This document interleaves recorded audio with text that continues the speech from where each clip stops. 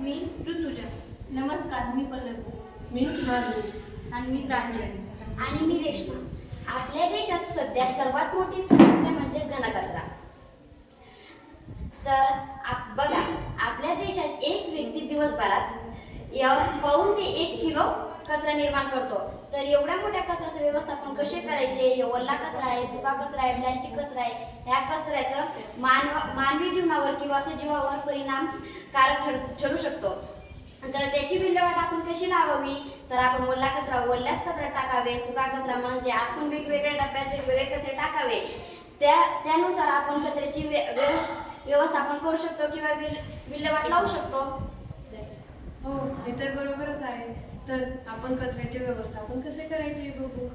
ओल्या कचऱ्यापासून आपण कंपोस्ट खत तयार करू शकतो.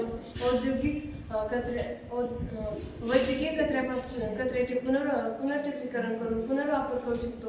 औद्योगिक कचऱ्यावर प्रक्रिया करून त्याचा पुनर्वापर करू शकतो. आणि त्याचपासून आपण बायोगॅस संयंत्र तयार करू शकतो. त्यापासून आपल्याला उत्तम खत मिळते, जे आपण शेतीसाठी वापरू शकतो.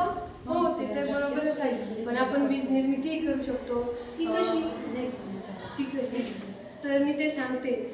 वीज निर्मिती करण्यासाठी घनकचरा जाळला जातो, त्यामुळे मोठ्या प्रमाणात उष्णता निर्माण होते. उष्णतेचा वापर पाणी उकळण्यासाठी करते. पाणी उकळल्यानंतर वाफ तयार होते, ज्याचा वापर जी वाफ टर्बाईन फिरवते, वीज जनरेटरला चालवून वीज निर्माण करते. यालाच वेस्ट टू एनर्जी असे म्हणतात.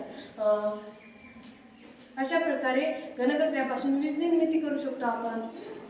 हो, खरंच आहे हे. आणि हे कचऱ्याचं आपण अशाच प्रकारे आपण कचऱ्याचं व्यवस्थापन करू शकतो. म्हणूनच आम्ही हा प्रोजेक्ट घेतलेला आहे.